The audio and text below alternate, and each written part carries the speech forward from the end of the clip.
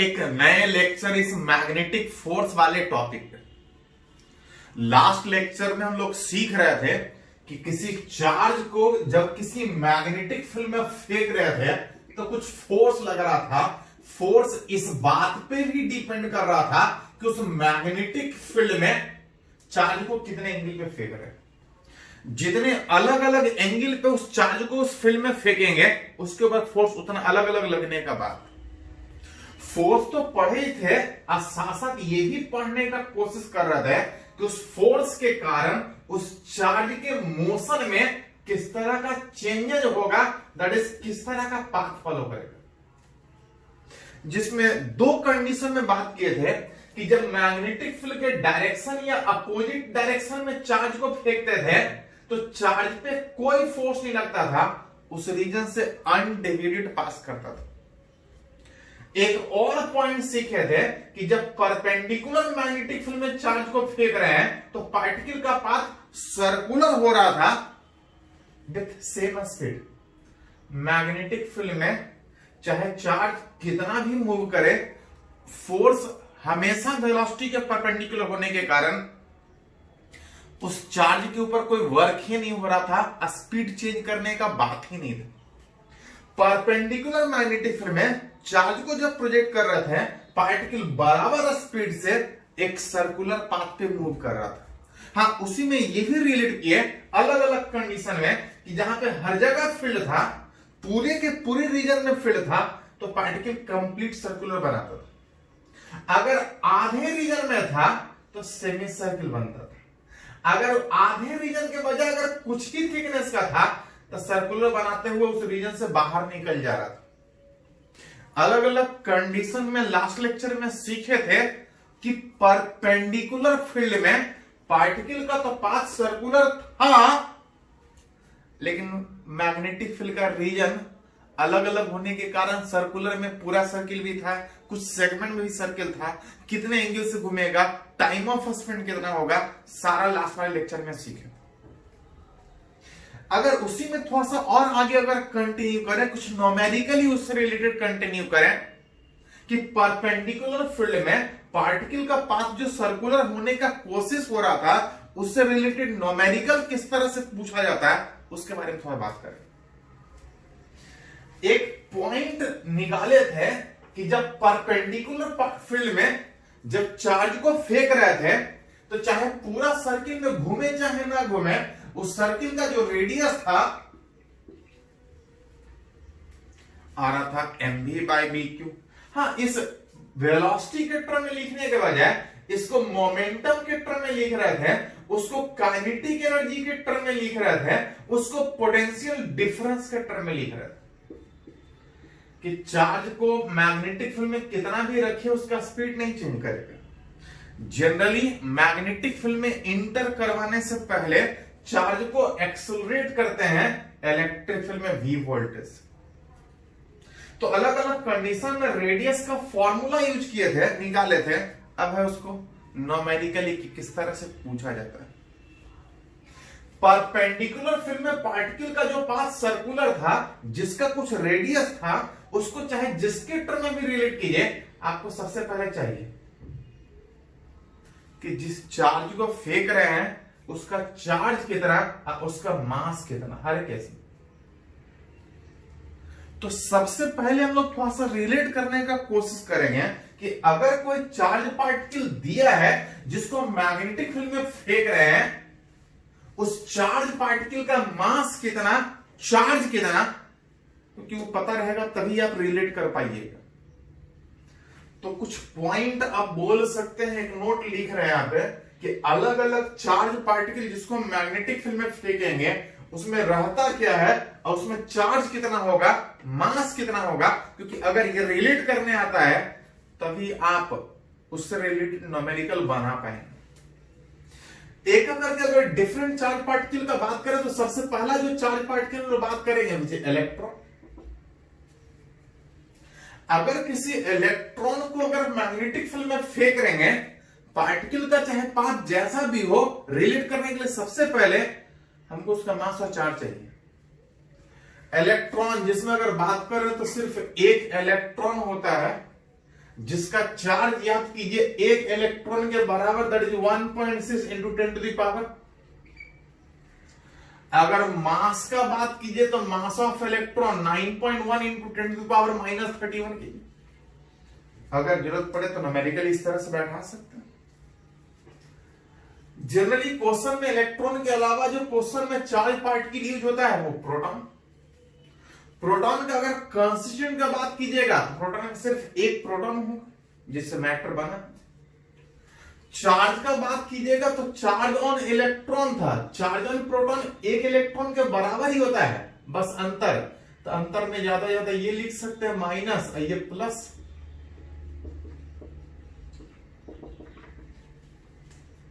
उतना ही के बराबर, बस नेगेटिव नहीं पॉजिटिव नहीं।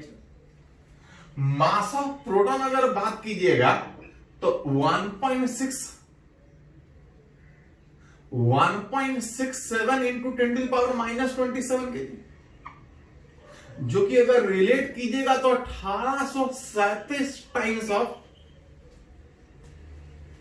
प्रोटॉन का मास इलेक्ट्रॉन से ज्यादा होता है, लगभग 1837 टाइम ज्यादा होता है, जिसको हम लोग कैलकुलेशन में 1837 के बजाय 1840 टाइम्स ऑफ इलेक्ट्रॉन के मास के कंपेयर करते हैं। कभी-कभी इस तरह जरूरत पड़ता है।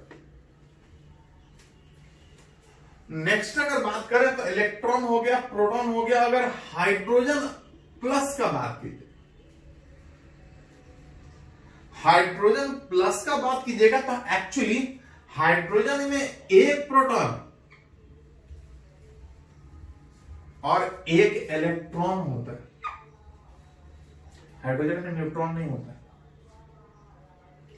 हाइड्रोजन में जिसका सिंबल हम लोग लिखते हैं 1H1, उसमें एक प्रोटॉन आपका होता है और सिर्फ एक इलेक्ट्रॉन। लेकिन एक प्रोटॉन एक इलेक्ट्रॉन अगर रहेगा तो ये न्यूट्रल होगा, वो सिर्फ हाइड्रोजन एटम है। हाइड्रोजन प्लस का मतलब एक प्रोटॉन और एक इलेक्ट्रॉन के बजाय सिर्फ एक प्रोटॉन के बराबर। ऐसा करते हैं थोड़ा सा,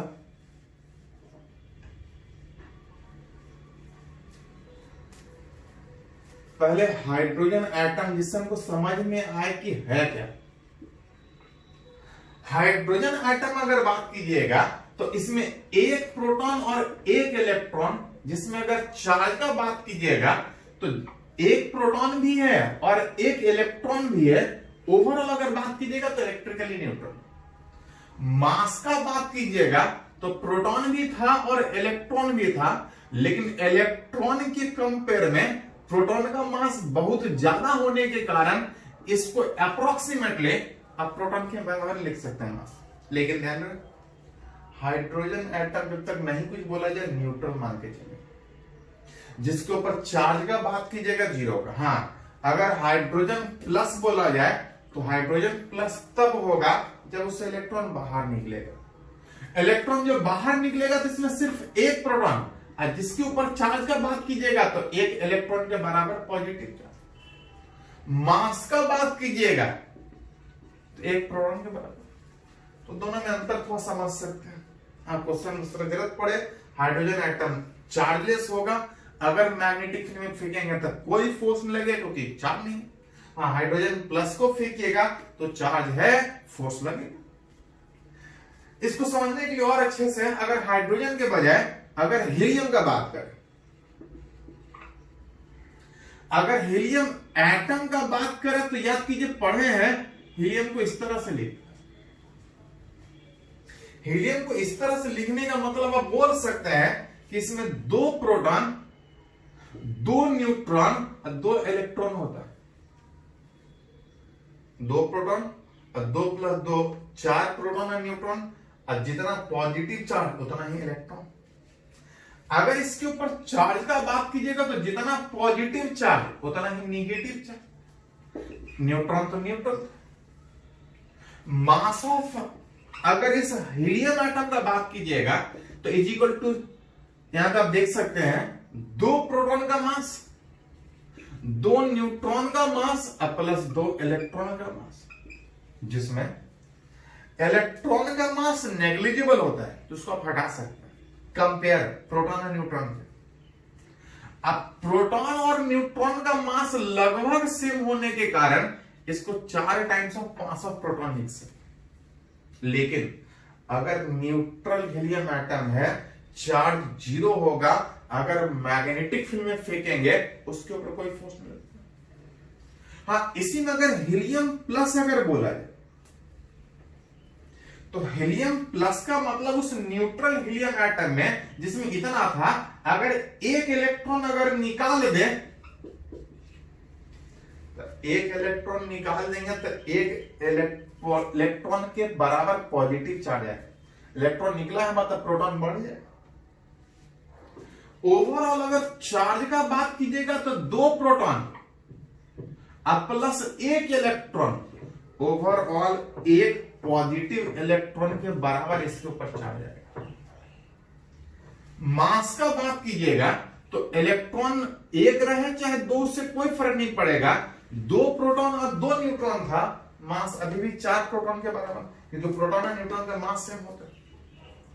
अगर हीलियम प्लस के बजाय अगर हीलियम 2 प्लस अगर बोला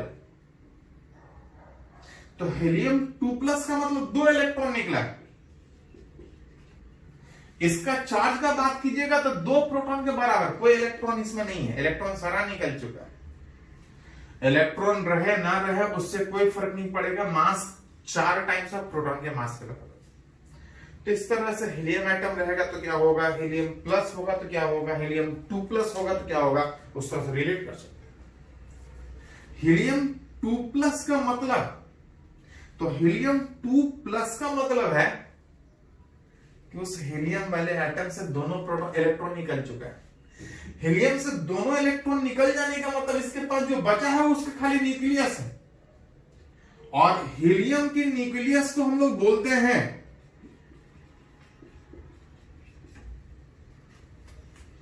हीलियम के न्यूक्लियस को हम लोग अल्फा पार्टिकल बोलते हैं, जिसमें 2 प्रोटॉन 2 न्यूट्रॉन, जिसका मास चार्ज का बात कीजिएगा तो 2 इलेक्ट्रॉन के बराबर, और जिसका मास का बात कीजिएगा तो 4 प्रोटॉन के बराबर। तो ये सब हम लोग को जरूरत पड़ेगा कि किसी पार्टिकल को मैग्नेटिक फील्ड में फेंक रहे हैं, चार्ज कितना और उसका मास कितना। इसी में एक और है जो हम लोग को जरूरत पड़ता है, जिसको हम लोग बोलते हैं ड्यूट्रॉन। ड्यूट्रॉन को अगर सिंबल में लिखना हो तो इस तरह से लिखते हैं। इस तरह सिंबल में लिखने का मतलब होता है कि इसमें एक प्रोटॉन और एक न्यूट्रॉन हो। एक प्रोटॉन और एक न्यूट्रॉन, जिसका चार्ज का बात कीजिएगा तो न्यूट्रॉन न्यूट्रल था, एक प्रोटॉन के बराबर चार्ज आएगा, और अगर मास का बात कीजिएगा तो एक प्रोटॉन और एक न्यूट्रॉन होने का मतलब 2 प्रोटॉन के बराबर, क्योंकि प्रोटॉन और न्यूट्रॉन का मास सेम होता है। तो अलग अलग चार्ज पार्टिकल जिसको हम मैग्नेटिक फील्ड में फेंकेंगे, पार्टिकल का पाथ चाहे जैसा भी हो, कुछ भी रिलेट करने के लिए हमको उसका चार्ज चाहिए, मास चाहिए। अलग अलग पार्टिकल का चार्ज कितना, मास कितना, आप चाहे तो इस तरह से सोच सकते हैं, चाहे जैसा भी चार्ज दे दे। ये कुछ तरीका था सोचने के लिए कि चार्ज मास सोचते कैसे है, जनरली यही सब जरूरत पड़ेगा। हाँ, अगर कुछ और भी है, जैसे ऑक्सीजन आ गया,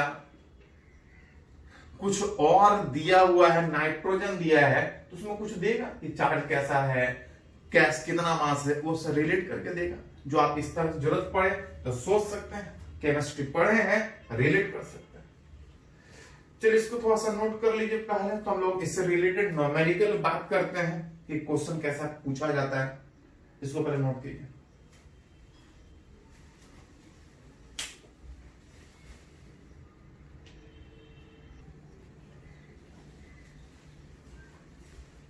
तो अभी हम लोग डिटरमाइन किए कि किसी पार्टिकल को मैग्नेटिक फील्ड में फेंकने के बाद जो पार्टिकल का पाथ है उसका मास और चार्ज पे जो डिपेंड कर रहा था, उसका मास कैसे सोचेंगे, चार्ज कैसे सोचेंगे। अब थोड़ा सा न्यूमेरिकली अगर बात करें, एक पहले थोड़ा थ्योरेटिकल न्यूमेरिकल बात करते हैं। थ्योरेटिकल इस तरह से कहीं कहीं पूछा जाता है, बोल रहे 4 पार्टिकल, एक इलेक्ट्रॉन है, एक प्रोटॉन है, एक न्यूट्रॉन है, एक न्यूट्रॉन, 4 पार्टिकल को projected in same magnetic field, चारों को एक ही फील्ड में फेंक रहे विद सेम स्पीड। 4 पार्टिकल 1 2 3 4 4 को फेंक रहे हैं, उसमें से कोई इलेक्ट्रॉन है, कोई प्रोटॉन है, कोई न्यूट्रॉन है, कोई ड्यूट्रॉन है, अथवा से पूछ रहा है कि पहचानना है, आइडेंटिफाई करना है कि कौन सा इलेक्ट्रॉन है, कौन सा प्रोटॉन है, कौन सा न्यूट्रॉन है, कौन सा ड्यूट्रॉन है। चारों को आइडेंटिफाई करना है। एक करके अगर बात करें, जिसमें सबसे पहले अगर न्यूट्रॉन से सोचते हैं, जो सिंपल दिख रहा है, एक करके अगर बात कीजिएगा, सबसे पहले अगर न्यूट्रॉन तो पढ़े हैं कि न्यूट्रॉन न्यूट्रल होता है, और न्यूट्रॉन न्यूट्रल होने का मतलब हुआ कि इसके ऊपर कोई फोर्स नहीं लगेगा, और कोई फोर्स नहीं लगने का मतलब it will pass undeviated.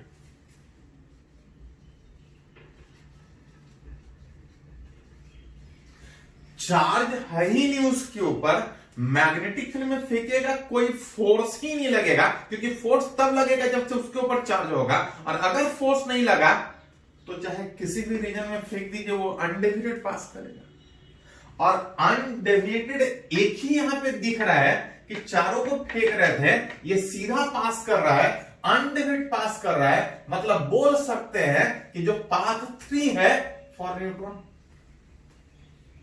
Neutron undeviated पास करेगा उस मैग्नेटिक फील्ड वाले रीजन में। अगर गौर से देखिएगा तो दो को एक साइड है, ये एक अलग है, तो अगर इस एक अलग को सोचने का कोशिश करें तो देख सकते हैं प्रोटॉन भी पॉजिटिव होता है, न्यूट्रॉन भी पॉजिटिव होता है, इलेक्ट्रॉन निगेटिव होता है। तो थोड़ा सा इलेक्ट्रॉन को अलग सोच लेते हैं।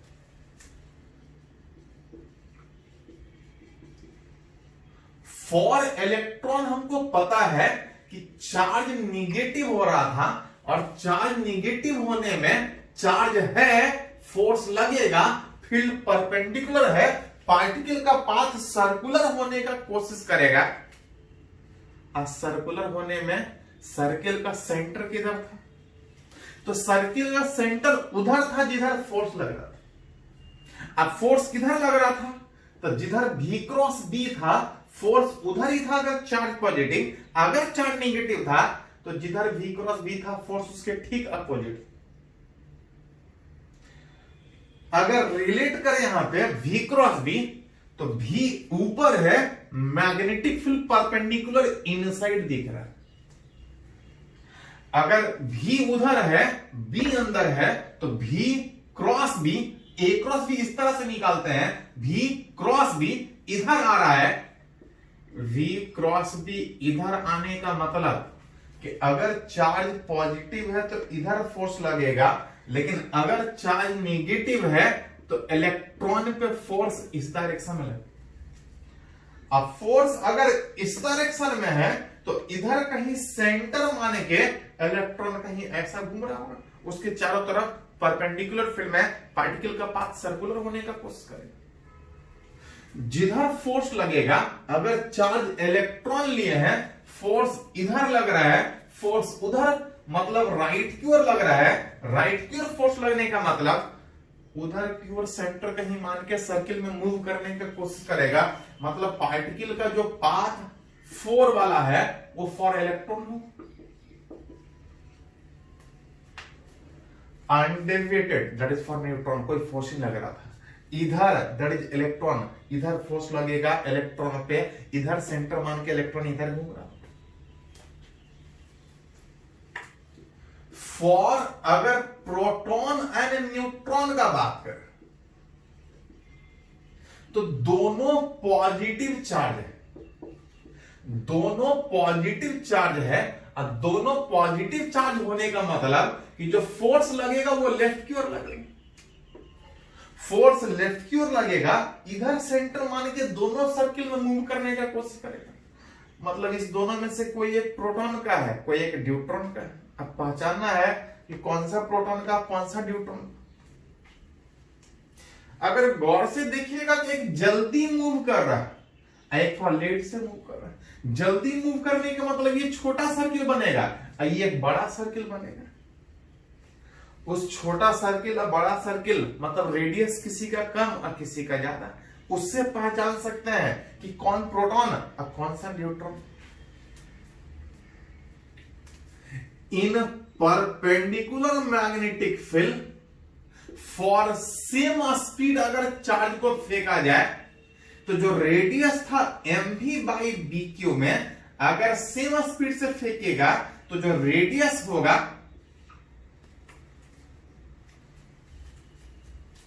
रेडियस m/q, सेम फील्ड है, सेम स्पीड से फेंकेंगे, रेडियस m/q पे डिपेंड करेगा। जिसका m/q ज्यादा होगा उसका रेडियस ज्यादा होगा, और जिसका रेडियस ज्यादा होगा वो बड़ा सर्किल बना। वहां से पहचान सकते हैं कि कौन सा प्रोटॉन कौन सा न्यूट्रॉन। उसके लिए अगर रेशियो ऑफ रेडियाई का बात करें, जो बताएगा कि किसका रेडियस ज्यादा किसका कम, जिससे हम पहचान पाएंगे कि कौन सा पाथ प्रोटॉन और न्यूट्रॉन का है।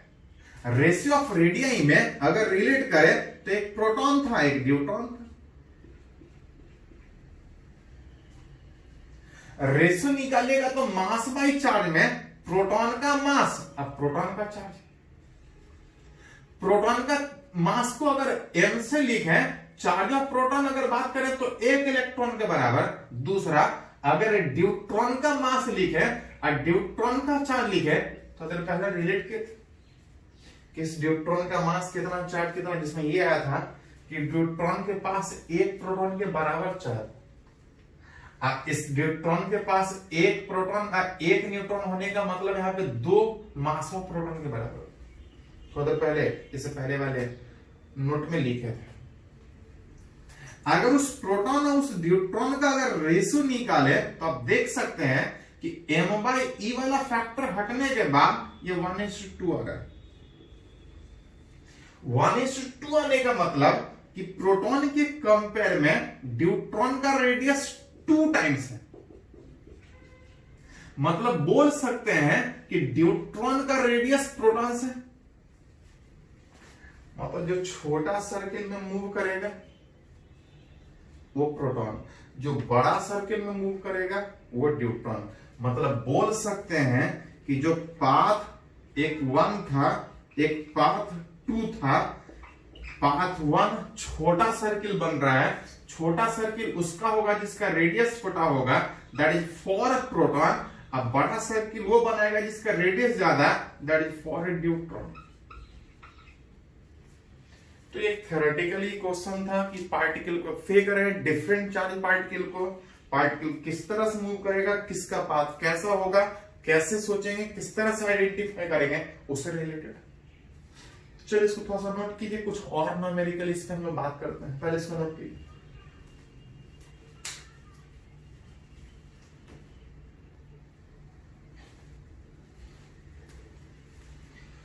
तो चलिए एक और अगर न्यूमेरिकल उस पे अगर बात करें तो यहां पे क्वेश्चन दिया है, एक प्रोटॉन एक न्यूट्रॉन एक अल्फा, 3 पार्टिकल को फेंक रहे हैं परपेंडिकुलर मैग्नेटिक फील्ड, जहां पे पता है कि पार्टिकल का पाथ सर्कुलर होगा। जहां फील्ड परपेंडिकुलर हुआ, पार्टिकल अगर अनडिवाइड पास करे तो कोई दिक्कत नहीं है, अनडिवाइड तब पास करेगा जब चार्ज नहीं होगा। अगर चार्ज पार्टिकल है परपेंडिकुलर फील्ड में फेंकेगा, पार्टिकल का पाथ हमेशा सर्किल। हाँ, अगर पूरे में फील्ड है तो पूरा सर्किल, आधे में फील्ड है तो आधा सर्किल, अगर कुछ सेगमेंट में से है तो भी सीखे एक सर्कुलर आर्क के फॉर्म में बेंड करेगा। हाँ, जब तक नहीं कुछ बोला जाए मान के चलेंगे कि उस पूरे रीजन में मैग्नेटिक फील्ड है, पार्टिकल का पाथ परपेंडिकुलर फील्ड में सर्कुलर होगा। उस सर्कुलर पाथ का रेशियो ऑफ रेडियाई निकालना है उस तीनों पार्टिकल जिसको फेंक रहे हैं। 3 को फेंक रहे हैं परपेंडिकुलर फील्ड में, तीनों सर्कुलर पाथ में मूव करेगा, तीनों का रेडियस अलग अलग हो सकता है। पूछ रहा है रेशियो ऑफ देयर रेडियाई कितना होगा, साथ साथ उसका टाइम पीरियड कितना होगा when they are projected with same kinetic energy. Particle को उस मैग्नेटिक फील्ड में फेंक रहे हैं, अब पूछ रहा है कि रेशियो ऑफ रेडियाई कितना होगा। पढ़े हैं कि परपेंडिकुलर फील्ड में रेडियस कितना होता है, तो लास्ट वाले लेक्चर में रिलेट किए थे, रेडियस mv/bq। मोमेंटम देता तो p/bq, अगर काइनेटिक एनर्जी देता तो √2m/bq। अगर काइनेटिक इंडिकेटर में बोलेगा तो यहां पे रेडियस काइनेटिक इंडिकेटर बोला है, जहां पे सारे पार्टिकल को सेम काइनेटिक एनर्जी से फेंक रहे हैं, सेम काइनेटिक एनर्जी और सेम फील्ड में फेंक रहे हैं, same kinetic energy same field में फेंकने का मतलब जो रेडियस होगा,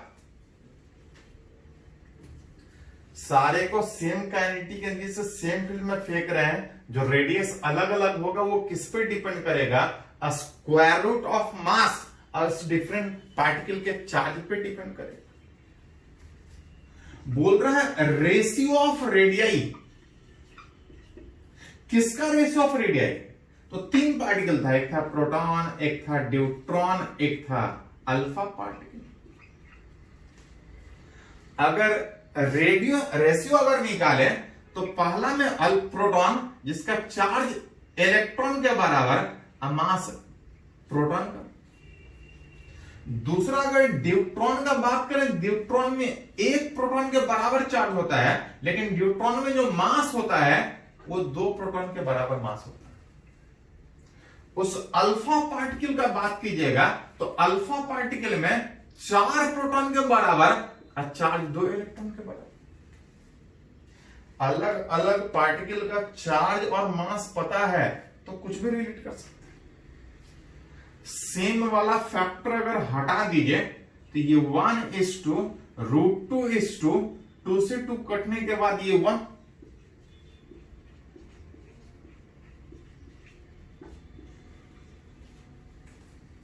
अलग अलग पार्टिकल का रेडियस कितना होगा इस तरह से निकाल सकते हैं, जिसमें आप खुद देख के बता सकते हैं कि न्यूट्रॉन का रेडियस सबसे ज्यादा है।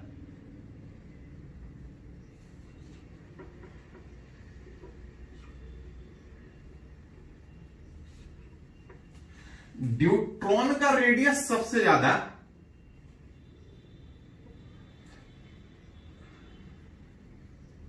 1:√2:2।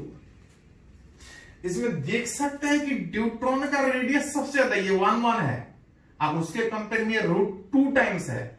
न्यूट्रॉन का रेडियस सबसे ज्यादा, इसको अगर लिखना चाहे तो न्यूट्रॉन का रेडियस सबसे ज्यादा किसके कंपेयर में? उस प्रोटॉन और अल्फा पार्टिकल के कंपेयर में। प्रोटॉन और अल्फा का रेशियो सेम था, दोनों का रेडियस परपेंडिकुलर फील्ड में सेम होगा। न्यूट्रॉन का रेडियस √2 टाइम्स था, उसका रेडियस सबसे ज्यादा। तो कभी इस तरह से पूछ सकता है, एग्जैक्ट रेशियो पूछ सकता है, जैसा बोला जाए उस तरह से रिलेट करेंगे। ये तो हुआ उस पार्टिकल को जिसको फेंक रहा है उसका रेडियस कितना होगा। अगर टाइम पीरियड का बात करें, टाइम पीरियड भी पूछा तो पढ़े थे कि परपेंडिकुलर फील्ड में फेंकेंगे, पार्टिकल का जो टाइम पीरियड होगा वो 2πm/bq था। अगर सेम फील्ड में फेंक रहे हैं तो जो टाइम पीरियड होगा वो उस m/q रेशियो पे डिपेंड करेगा। अगर रेशियो निकालिएगा उस टाइम पीरियड का तो रेशियो में टाइम पीरियड प्रोटॉन का था, टाइम पीरियड न्यूट्रॉन का था, टाइम पीरियड अल्फा पार्टिकल, उस 3 पार्टिकल को फेंक रहे थे उस फील्ड में। अगर रेशियो निकालिएगा तो इज प्रोटॉन का मास बटा प्रोटॉन का चार्ज, न्यूट्रॉन का मास दैट इज 2 प्रोटॉन का मास और divide by charge of neutron. Alpha particle जिसमें हम पढ़े हैं कि 4 प्रोटॉन के बराबर मास होता है और चार्ज 2 इलेक्ट्रॉन पॉजिटिव के बराबर।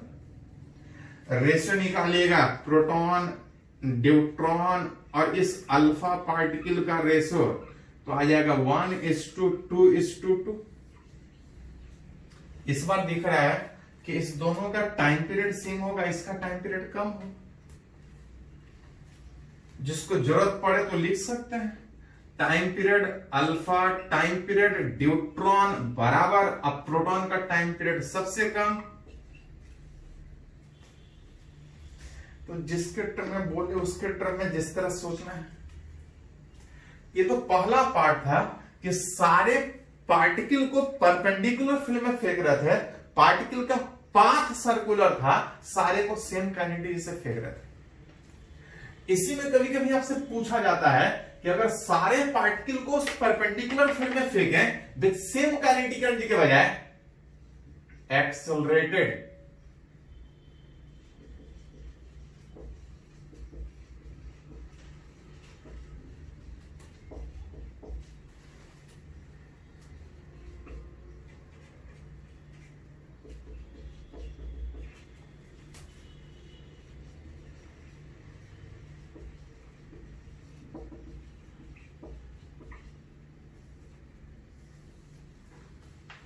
कभी कभी वही क्वेश्चन इस तरह से रहेगा।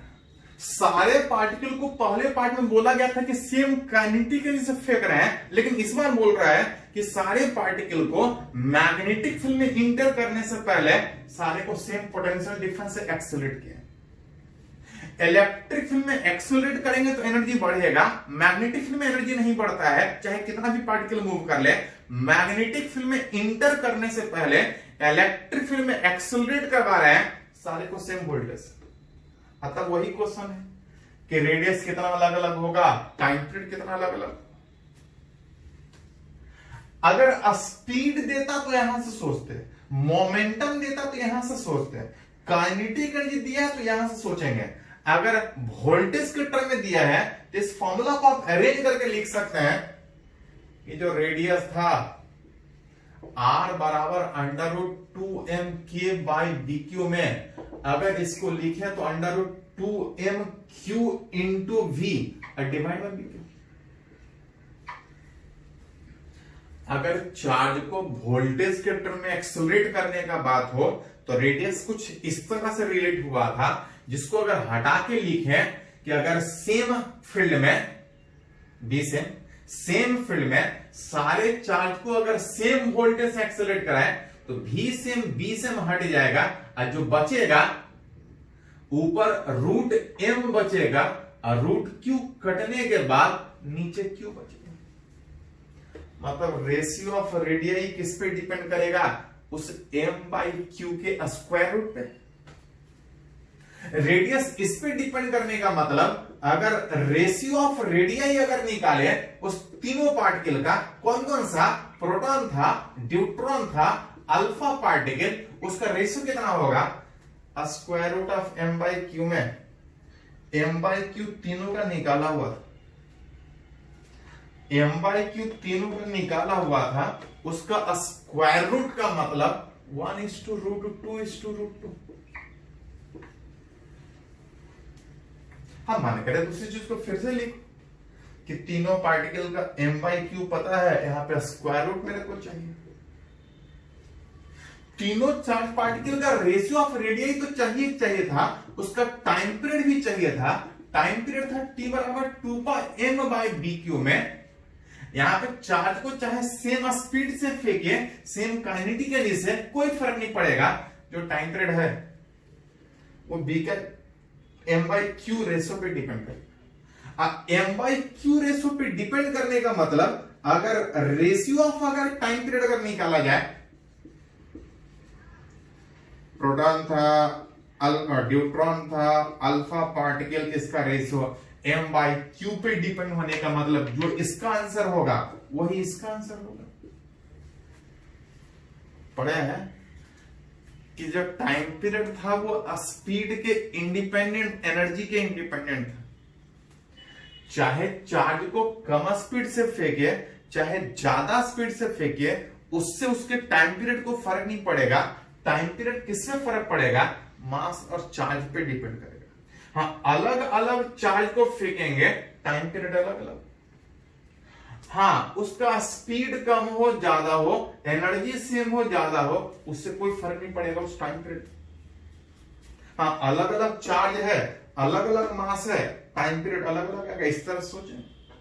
अब इसी में बोलेगा सेम स्पीड से फेंक रहे हैं, इसी में बोलेगा सेम मोमेंटम से फेंक रहे हैं, अलग अलग पार्टिकल को फेंक रहे हैं। अभी हम लोग प्रोटॉन, न्यूट्रॉन, अल्फा का बात किए, कुछ और हीलियम, लिथियम, बेरिलियम, जिसको बोलना है बोला जाए, ऑक्सीजन, नाइट्रोजन, पूछा उस तरह से, जेईई मेन हो, नीट वाला एग्जाम हो, सब में पूछा, उस तरह से आप रिलेट कर सकते हैं।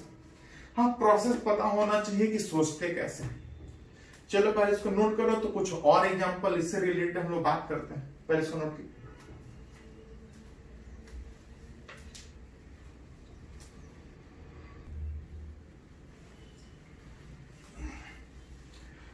तो अगर कुछ और एग्जाम्पल अगर इस पे बात करें, एक छोटा सा ऑब्जेक्टिव क्वेश्चन है, ये बहुत बार पूछा है, आईआईटी का पूछा हुआ था, जे नीट में भी पूछा हुआ है। सिंपल है, ज्यादा कुछ नहीं, थोड़ा सा बोल रहा है कि t इक्वल टू 0 पे इलेक्ट्रॉन को इस मैग्नेटिक फील्ड वाले रीजन में इंटर करवा रहा है, दैट इज इलेक्ट्रॉन को फेंक रहा है। अब बोल रहा है कि electron exit from the region with speed v at coordinate y, फेंकेंगे, बोल रहा है इस रीजन से बाहर निकल रहा है। मतलब ऑप्शन में है कि जब बाहर निकलेगा इनिशियल से ज्यादा स्पीड की कम स्पीड, साथ साथ y is less than 0, y is greater then, का मतलब कि ऊपर से पॉजिटिव साइड से निकलेगा कि नेगेटिव साइड से। पढ़े हैं कि जैसे ही पार्टिकल को परपेंडिकुलर फील्ड में फेंकेंगे, पार्टिकल का पास सर्कुलर होगा। हाँ, पूरा सर्किल हो पाए या नहीं, लेकिन सर्कुलर होने का कोशिश जरूर होगा। अगर पूरे रीजन में फील्ड है तो पूरा सर्किल बनेगा, आधे रीजन में फील्ड है तो आधे ही रीजन में सर्किल बन के बाहर निकलेगा। सर्किल बनेगा, सर्कुलर पाथ का सेंटर किधर था, तो जिधर फोर्स लगता था उधर ही सेंटर मान के उसके चारों तरफ सर्कुलर पाथ पे मूव करता था, सच दैट कि जो रिक्वायर्ड सेंट्रीपिटल फोर्स है वो मैग्नेटिक फोर्स प्रोवाइड करे। मतलब अगर हम इस इलेक्ट्रॉन के इस मैग्नेटिक फील्ड में अगर फोर्स का डायरेक्शन निकाल ले तो हमको ये रिलेट हो जाएगा कि किधर सेंटर मान के सर्किल में घूमने का कोशिश करेंगे। सर्किल का सेंटर किधर था, V क्रॉस B, V आगे है, आगे की ओर फेंके हैं, मैग्नेटिक फील्ड अंदर है, V क्रॉस B में फोर्स ऊपर, सॉरी V आगे B अंदर, V क्रॉस B ऊपर था, V क्रॉस B ऊपर था, लेकिन चार्ज निगेटिव होने के कारण फोर्स नीचे लगेगा। नीचे फोर्स लगने का मतलब नीचे कहीं सेंटर मान के पार्टिकल चारों तरफ इस तरह से, अगर पूरे रीजन में फील्ड होता पूरा सर्किल बनता, ये एक तरह का सेमी सर्कुलर पाथ पे जिस तरह से इंटर कर रहा होगा उसी तरह से बाहर भी निकलेगा। उसी में क्वेश्चन है कि सेम स्पीड से बाहर निकलेगा कि ज्यादा स्पीड से बाहर निकलेगा या कम स्पीड से, ऊपर से निकलेगा कि नीचे से।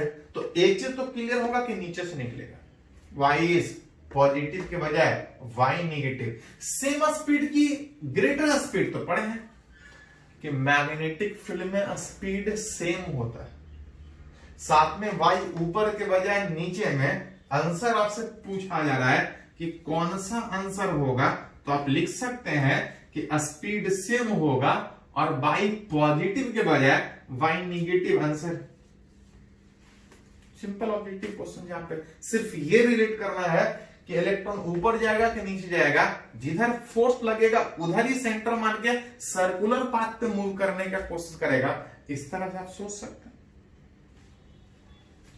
इसी तरह से एक और क्वेश्चन ये भी आईआईटी में पूछा है, बोल रहा किसी चार्ज को फेंक रहा है, किसी पॉजिटिव चार्ज को फेंक रहे हैं, कुछ स्पीड से ऑरिजिन से फेंक रहे हैं, एक्स एक्सिस के अलॉन्ग। मैग्नेटिक फील्ड बोल रहा है कि x इक्वल टू ए से b के बीच इतने दूर में मैग्नेटिक फील्ड। जैसे चार्ज को फेंकेंगे आगे बढ़ने का कोशिश करेगा, अगर कोई मैग्नेटिक फील्ड नहीं है, ये एक स्ट्रेट लाइन की तरह से आगे बढ़े, कब तक, जब तक कोई फोर्स नहीं लगे। mg जब तक नहीं कुछ बोला जाए, इलेक्ट्रोस्टैट और मैग्नेट वाले फोर्स में ग्रेविटेशन जो थोड़ा नेग्लिजिबल होता है, जब तक नहीं बोला जाए उसको नहीं सोचेंगे।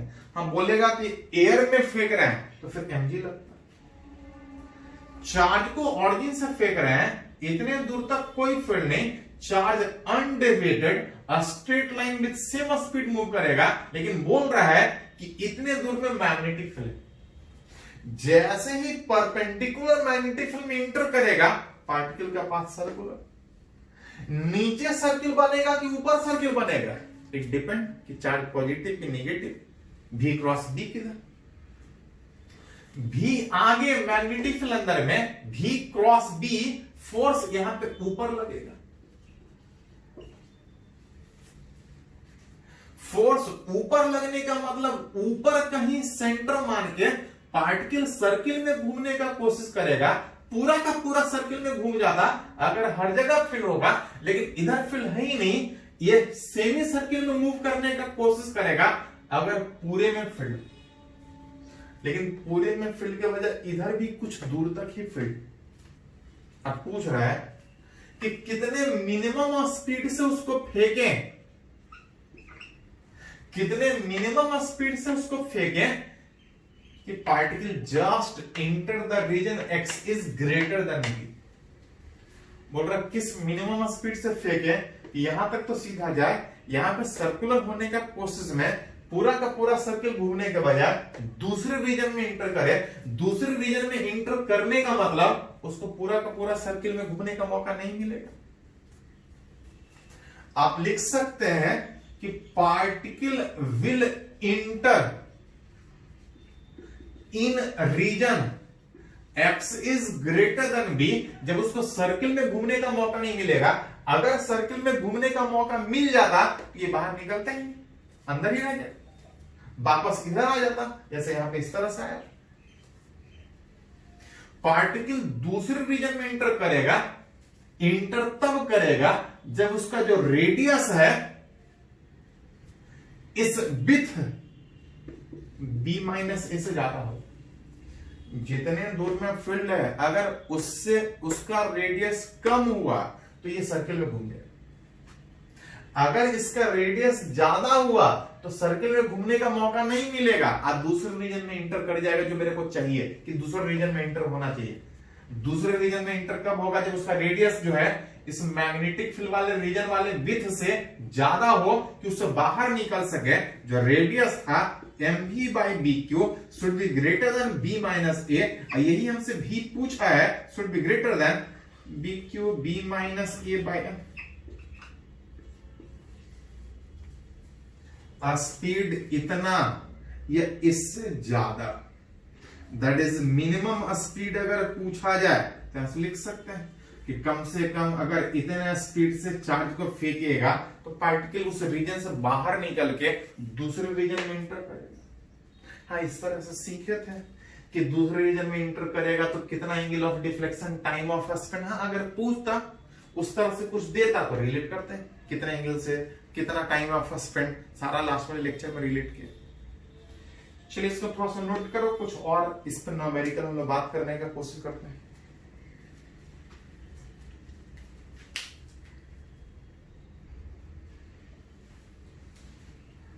तो अगर एक और एग्जाम्पल अगर इस पे बात करें तो एक क्वेश्चन है पूछा है, 80 में है लेकिन सिंपल है, जो सारे एग्जाम के लिए आप बोल सकते हैं कि जरूरत पड़ेगा। बोला जा रहा था कि किसी चार्ज पार्टिकल को ऑरिजिन से एक्स एक्सिस के अलोंग फेंक रहे हैं, स्पीड दिया हुआ 4i, मैग्नीट्यूड 4 और डायरेक्शन एक्स एक्सिस, और इस रीजन में मैग्नेटिक फील्ड था। Magnetic field x equal to 0 से स्टार्ट होता हुआ x इक्वल टू l कुछ डिस्टेंस तक मैग्नेटिक फील्ड था। अब आपसे पूछा जा रहा है कि चार्ज को अगर इस तरह से फेंक रहे हैं और बोल रहा है कि आफ्टर पासिंग थ्रू इस magnetic field region particle emerge कर रहा है। अभी तो पहले रिलेट कर रहे थे कब इमर्ज करेगा कब इमर्ज नहीं करेगा। यहां पे बोल रहा है कि इस मैग्नेटिक फील्ड वाले रीजन में चार्ज को जब इंटर कर रहे हैं तो इस मैग्नेटिक फील्ड से बाहर निकल रहा है। अब बाहर निकलने के बाद उसका वेलोसिटी दिया हुआ है। बाहर निकलने के बाद अगर वेलोसिटी अगर बात कीजिएगा तो x कंपोनेंट भी पॉजिटिव और y कंपोनेंट भी पॉजिटिव। निकल उस मैग्नेटिक फील्ड से बाहर निकल रहा है, अब निकलने के बाद जो वेलोसिटी है उसमें x भी पॉजिटिव और y भी पॉजिटिव। इस मैग्नेटिक फील्ड वाले रीजन में यहां से जब इन करेगा तो या तो ऐसा जा सकता है या तो ऐसा जा सकता है।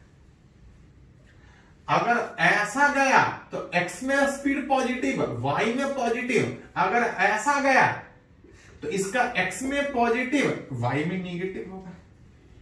अगर x y दोनों पॉजिटिव है मतलब पार्टिकल ऊपर की ओर निकला होगा, और x y अगर निगेटिव कोई अगर वाई नेगेटिव होगा तो नीचे की ओर निकले।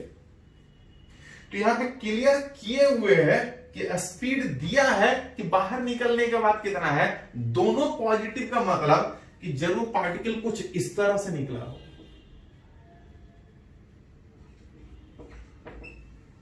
जिसका वेलोसिटी दिया था इसका कुछ एक्स कंपोनेंट भी था और इसका कुछ वाई कंपोनेंट।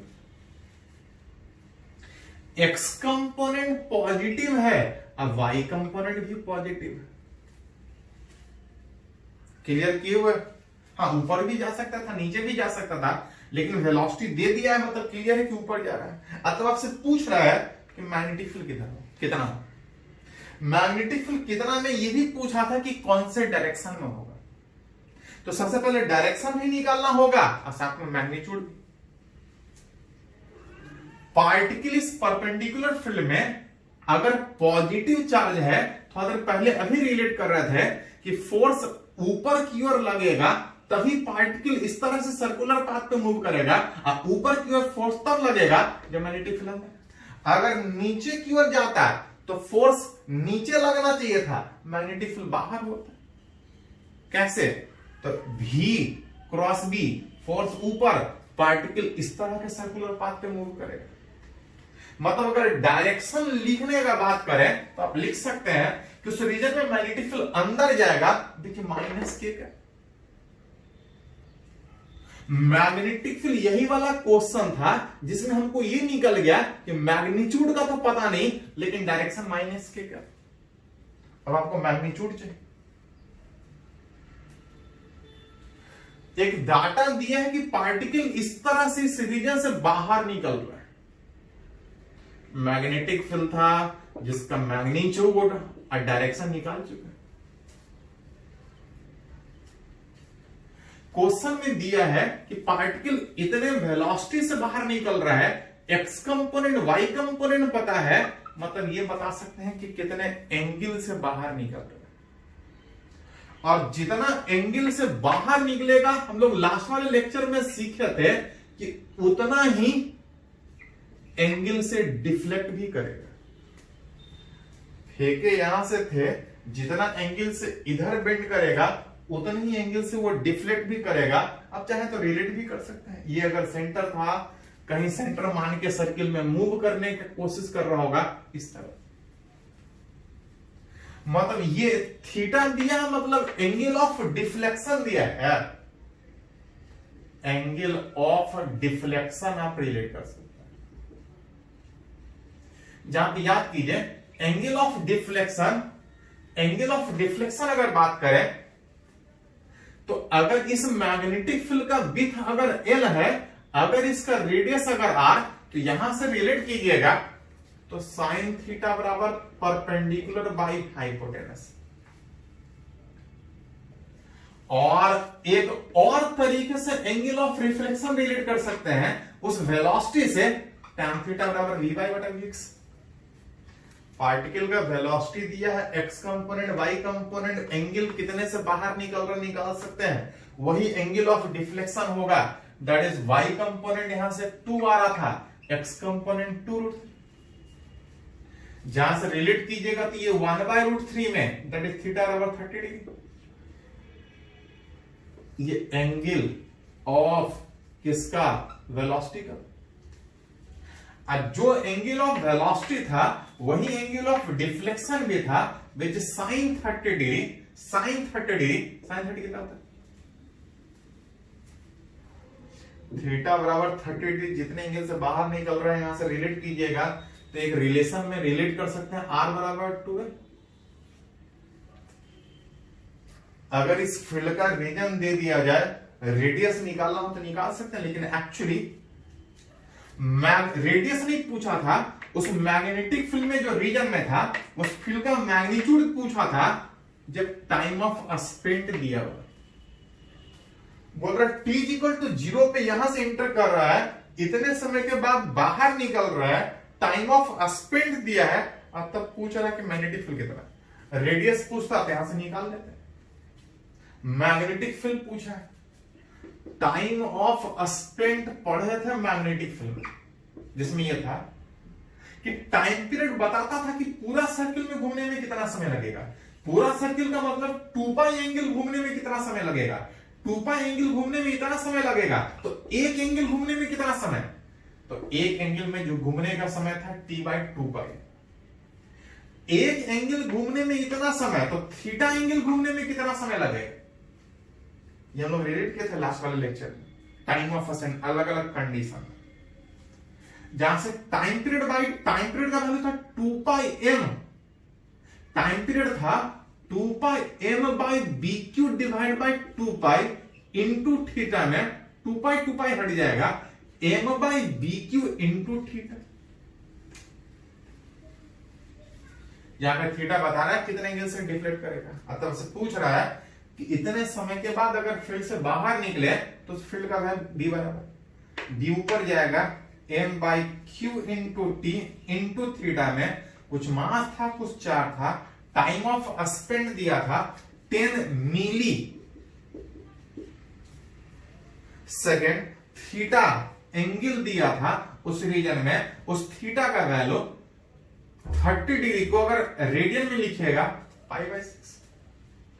थोड़ा सा फील्ड को अरेंज कर सकते हैं, 10 into 10 to the power minus 3 that is 10 to the power minus 2, 10 to the power minus 2 ऊपर जाके 10 to the power plus 2, 100 pi m, 100 pi m by 6 क्यों।